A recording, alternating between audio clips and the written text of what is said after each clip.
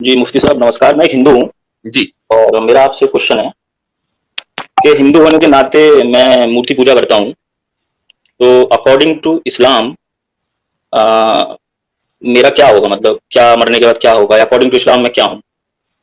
According to Islam आप मुशरिक हैं और जो आदमी बुत-परस्ती पर जाता है हुँ, उसकी सज़ा हमेशा-हमेशा जहन्नम है और अल्लाह के यहाँ उसकी कोई बख्शिश नहीं है। अल्लाह ताला ने ओके, ये मुसलमानों को ज़िम्मेदारी दी है, ये उनके ऊपर हुँ, अमानत है कि गैर मुस्लिमों तक यानी जो अल्लाह ताला को नहीं मानते हैं, बुत-परस्ती करते हैं, उन जी, तक अमानत पहुँचा दी जाए कि वो हुँ, अपने रब को पहचानें और एक खुदा की परस्तिश करें। ठीक है। झूठ बोलो, बार बार झूठ बोलो। तो अल्लाह अल्लाह मियाँ मेरे को कभी माफ़ नहीं करेंगे। इसी से मेरा दूसरा क्वेश्चन ये आता है मुफ्ती जी क्योंकि मैं नहीं, अगर एक मिनट आप गलत समझे मुफ्ती साहब की बात। मरने आप फौत हो जाते हैं इस हालत में, इस ठीक है हाल ना? में जी, इस हाल में आप फौत होते हैं, ये शर्त है, ये याद रखें, ये कुरान शर्त की है। शर्त है ये। हाँ। हुँ, हुँ, ठीक है। मतलब मूर्ति पूजा करते हुए अगर मैं मर जाता हूँ, तो मेरे गुनाह माफ़ नहीं होंगे। नहीं होंगे। हाँ, ठीक है। दूसरा क्वेश्चन मेरा ये है मुफ्ती जी, मैं बहुत परेशान हूँ 10 दिन से। दूसरा क्वेश्चन मेरा ये है कि मैं एक यूट्यूबर हूँ और लगभग मेरे 8 लाख सब्सक्राइबर हैं ठीक, और मैं एक आईटी कंपनी में भी काम करता हूँ इंडिया में, आईटी जी, इंजीनियर हूँ मैं। जी, तो आज से लगभग 1-2 साल पहले मैंने ये प्रॉमिस किया था अपने आप से कि मेरे यूट्यूब की जो भी इनकम आएगी, उसका 70% मैं डोनेट कर दूँगा, ठीक, ठीक है?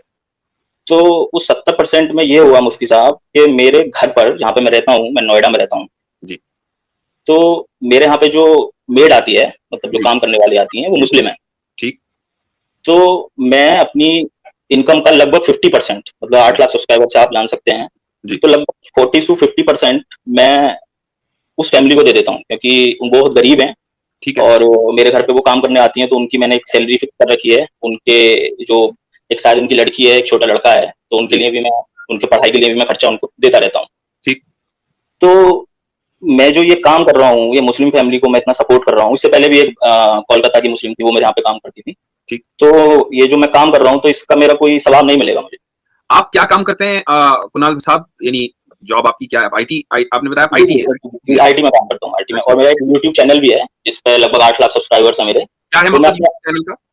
यूट्यूब चैनल तो वो मेरा अपना पर्सनल है, बुक्स वगैरह का जो मैं पढ़ता हूँ, अच्छा उसके जो लिए जी, जी, जैसे बायोग्राफीज़ हो गई। आपका जो लाइफ़स्टाइल है, हुँ, यानी हुँ। एक इंडिया के एतबार से आप मिडल क्लास, अपर क्लास यानी एक अच्छा लाइफ़स्टाइल गुज़ार रहे हैं ना आप? जी, मेरे मम्मी-पापा दोनों गवर्नमेंट टीचर हैं, मेरी भाभी भी गवर्नमेंट टीचर हैं और मेरे बाबा जो थे वो भी गवर्नमेंट टीचर हैं। यानी तो आपको भगवान आपको माशाअल्लाह पैसे से कोई ऐसा मसला नहीं है, सेहत कोई मतलब सेहत की कोई खराबी नहीं है, राइट? नहीं, नहीं, कोई खराबी नहीं।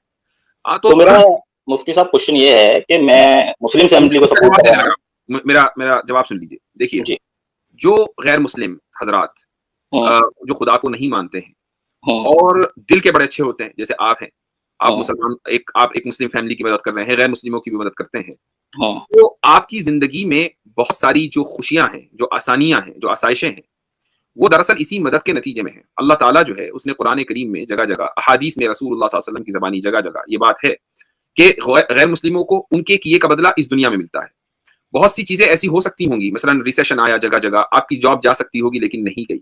या ये कि आप खुद अपने आप को देखें कि इंडिया में इस वक़्त जो यूथ है बड़ी तादाद ऐसी है जो जॉबलेस है। उसने डिग्रियाँ हासिल कर रखी हैं लेकिन जॉब उसके पास नहीं है। आप उनमें करोड़ों में बेहतर हैं, ठीक है? और इस तरीके से नहीं, इस तरीके से बेहतर हैं कि आप न सिर्फ़ ये कि खुद आसानी के साथ खा रहे हैं, पी रहे हैं, बल्कि आप दूसरों को खिला रहे हैं, पिला रहे हैं। तो आप करोड़ों में अगर और आप दुनिया के एतबार से देखें तो आप अरबों से बेहतर हैं। तो ये जो आप बेहतर ज़िंदगी गुज़ार रहे हैं, तो आपने कोई कोई कॉन्ट्रैक्ट तो किया नहीं था कि नहीं जी मुझे तो बेहतर ज़िंदगी गुज़ारनी है। ये महज़ उस ऊपर वाले का फ़ज़ल है कि उसने आपको दिमाग दिया और आपने पढ़ाई की, आपको पढ़ाई में सक्सेसफुल बनाया, उसके बाद आपको जॉब दी। आप जैसे बहुत से लोग होंगे जो आपके मकाम तक नहीं पहुँचे होंगे, लेकिन वो आप उनके मकाम से बुलंद हैं। ये दरअसल उस नेकी का बदला है जो आपको यहाँ मिल रहा है। ठीक है, ये नेकी का बदला मुझे यहाँ मिल रहा है। झूठ बोलो, बार बार झूठ बोलो। जी, लेकिन मैं तो जैसा मैं बताते हैं, जैसा कि मैंने पढ़ा तो नहीं है कुरान ज़्यादा मैंने, लेकिन जैसा बताते हैं कि मैं तो अनंत काल तक झंडू में रहने वाला हूँ और जी, अनंत काल मतलब इटर्निटी। हाँ, इटर्निटी जी। जी, अनंत इटर्निटी तक मैं तो झंडू में रहूँगा क्योंकि मैं तो मूर्ति पूजक हूँ। हुँ, हुँ, ठीक। तो वहाँ ये जाके तो मेरे को कुणाल कोई साहब, एक मिनट, मुफ्ती एक साहब मिनट। याद रखिएगा। एक मिनट मैं ज़रा अपनी बात मुकम्मल कर लूँ साद भाई, फिर मैं आपको कह दूँगा। जी। तो यानी आप ये कहना चाह रहे हैं कि मैंने जुर्म कम किया है और सज़ा मुझे इटर्निटी की मिलेगी, ये कह रहे हैं ना? नहीं, हाँ, मेरा है ना? जुर्म देखिए मैं एक हिंदू फैमिली में पैदा हुआ जी, तो जी। मेरा तो उसमें कोई कसूर है नहीं, है या मेरा तो कोई कसूर? आपसे 2 सवाल हैं। इस सवाल में 2 सवाल हैं। पहला सवाल ये है कि मैं एक हिंदू फैमिली में पैदा हुआ, मेरा कोई कसूर नहीं। पहला सवाल तो ये है। तो दूसरा सवाल ये है कि मेरा अगर जुर्म है भी कोई, तो वो तो ये है कि मैंने खुदा की इबादत नहीं की, तो उसकी सजा मुझे इटर्नल क्यों मिलेगी? ये 2 सवाल हुए ना, 2 ही हुए ना? नहीं, मेरा सवाल ये है कि मान लो जैसा कि आप बोलते हो कि इस्लाम ही सबसे सच्चा धर्म है और अल्लाह ही केवल खुदा है, मान लिया, ठीक है, और मुस्लिम ही उसके बनाए हुए सच्चे वो हैं, जो जिनको वो पैदा करता है, जो अल्लाह को मानते हैं। तो मैं तो जैसे कि अभी ईद पर वो मेरे से छुट्टी लेके गई हैं, मैंने उनको 4 दिन की आ रहा है बार-बार खटखट की आवाज। जी, जैसे कि अभी ठीक आ रही है? जी। जी, जैसे कि अभी वो ईद पर गई हैं, तो मैंने उनको 4 दिन की छुट्टी दी है। ठीक है, तो मेरा कहने का मतलब वो तो ईद पर गई हैं, तो इसका मतलब वो अल्लाह को मानती हैं। ठीक है, और अल्लाह की वो पूजा भी करती होंगी। तो जब मैं मुसलमान जो अल्लाह को मानते हैं और आप बता रहे हैं कि अल्लाह ही सबसे अल्लाह ही केवल एक खुदा है, तो जब मैं उनके बनाए हुए मखलूक की सेवा कर रहा हूँ, तो फिर अल्लाह मुझे नर्क में क्यों भेजेंगे? इसका जवाब यह है कि एक आदमी मसलन ये कहता है, मैं एक मिसाल दे रहा हूं, मैं आपको उस मिसाल पर फिट नहीं कर रहा हूं, मिसाल समझाने के लिए। एक आदमी ये कहता है कि मेरे मोहल्ले में एक गरीब आदमी रहता है। जब मैं उस गरीब आदमी को देखता हूं, तो मैं उसकी झोली में 1 रुपया जरूर डालता हूं, लेकिन साथ में वो आदमी रोजाना एक कत्ल भी करता है। तो मैं इसलिए कि वो किसी गरीब आदमी की झोली में 1 रुपया डालता है, उसके कत्ल का जो गुनाह है वो माफ नहीं होगा। ठीक है, ये दोनों में फर्क है ना?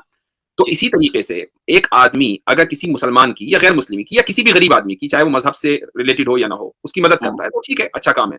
लेकिन साथ में खुदा जो उसका बनाने वाला है, कि जिसका सबसे बड़ा हक उसके ऊपर है कि उसकी इबादत की जाए, उसकी वो हक तलफी करता है, तो हक तलफी का गुनाह तो उसको मिलेगा, उसकी सजा भी तो मुफ्ती जी, आप जो मैं मूर्ति पूजा कर रहा हूँ, तो आप इस चीज को मैं क्या समझूं कि आप कत्ल से जोड़ रहे हैं? नहीं, मैंने तो पहले ही कहा, मैं ये नहीं कह रहा हूं कि मैं आपके ऊपर एक मिसाल दी है मैंने आपको समझाने के लिए। लेकिन इतना जरूर है कि जो शिर्क करता है और खुदा की इबादत नहीं करता है, शिर्क करने को कुरान करीम ने सबसे बड़ा ऑपरेशन, सबसे बड़ा जुल्म करार दिया। यानी कत्ल तो छोटा है, सबसे बड़ा जुल्म है। और अब मैं उस सवाल का जवाब देता हूं कि एक आदमी जो इस हाल में मर जाता है, वो इटर्निटी के लिए जहन्नम में क्यों जाएगा? उसकी वजह है, उसकी सिंपल वजह है। देखिए, खुदा जो है वो लिमिटेड नहीं है, वो खुदा अनलिमिटेड है, उसका इल्म अनलिमिटेड है, उसकी हिकमत है, उसकी विजडम, उसकी नॉलेज, उसकी कुदरत, हर चीज अनलिमिटेड है। जो आदमी खुदा का इनकार करता है या खुदा के साथ शरीक ठहराता है, तो दरअसल वो उसके अनलिमिटेड एट्रीब्यूट्स का इनकार करता है। और जब अनलिमिटेड एट्रीब्यूट्स का इनकार होगा, तो सजा भी फिर अनलिमिटेड नंबर ऑफ डेज के लिए मिलेगी। ये मुकम्मल फेयर। जी, तो वैसे मेरे को मेरे जवाब मिल गए हैं। रही बात आप जैसे ये फरमा रहे हैं कि भाई मैं तो एक हिंदू फैमिली में पैदा हुआ, मेरा क्या कसूर है, बात बिल्कुल ठीक है। लेकिन आप देखें कि इस स्ट्रीम में बैठे हुए लोग जिनको आप मुसलमान समझ रहे हैं, उनके आबा व अजदाद कभी किसी जमाने में, आज से 8 नस्ल पहले, 10 नस्ल पहले हिंदू फैमिली में या क्रिश्चियन फैमिली में कहीं पैदा हुए होंगे और उन तक की बात पहुंची और उन्होंने इस्लाम कबूल कर लिया। अब आप मसलन मेरे तक पहुंचे हैं, आप इस स्ट्रीम तक पहुंचे, हमने कुरान की बात आपको बता दी, कुरान की कॉपीज मौजूद है, बिल्कुल एक हुक्म आपको दे दिया। अब ये उज़ुर आपका खत्म हो गया कि मैं महज एक हिंदू फैमिली में पैदा हुआ हूँ, आपके पास, और आप चूंकि पढ़े लिखे आदमी हैं, इंटरनेट के ऊपर मौजूद है, तो आप बहुत आसानी के साथ कुरान करीम को पढ़ सकते हैं, समझ सकते हैं, ना कहीं समझ में आए हम तक पहुंच सकते हैं, उलमा मौजूद हैं, स्कॉलर्स मौजूद हैं, तो वो उज़ुर आपके लिए नहीं है। ठीक है, वो मैं मुफ्ती समझ गया कि मैं कुरान की डिटेल्स में एक मिनट रुकिएगा ना, क्योंकि भाई बहुत लोग हैं ना यार, मेरे भाई, प्यारे भाई, मुझे पता है आप बात करना चाह रहे हैं, मेरा भी दिल कर रहा है बात करें, आप बड़ी अच्छी बात चल रही है, मुझे सीखने को मिल रहा है, दोस्त बहुत हैं यार पीछे, उनके साथ ज्यादा मुझे एक कंक्लूजन करके जाने दो, फिर मैं जा रहा हूँ अपना। 1 मिनट दीजिए मुझे। अच्छा, ले जी। मुफ्ती जी, देखिए, आपने मुझे सही बात बताई कि मैं जहन्नुम में चलूंगा क्योंकि मैं मूर्ति पूजक हूँ। तो बस मैं आपको ये बता के जा रहा हूँ अब कि जो मेरी मुस्लिम फैमिली को, जिसको मैं सपोर्ट कर रहा हूँ, उसको ईद से आने के बाद मैं उनकी छुट्टी करूंगा। और जो आपने मुझे ये बताया है कि मैं क्लिप काट कर अपने यूट्यूब चैनल पर लगाऊंगा कि हिंदू कोई भी मदद ना करे क्योंकि वो अल्लाह के द्वारा वो जहन्नुम में चलेगा, ये मैं अपने यूट्यूब चैनल पे लगाऊंगा। ठीक है, धन्यवाद। कुणाल साहब, आपका कमेंट आ गया। आमिर भाई एक बात ऐड यहाँ करना चाह रहा हूँ मैं। ये बड़ी अच्छी बात कही है, ये बड़ी अच्छी बात कही है। क्या बात है सर, क्या बात है सर, क्या बात, ये बात है। अरे सर, क्या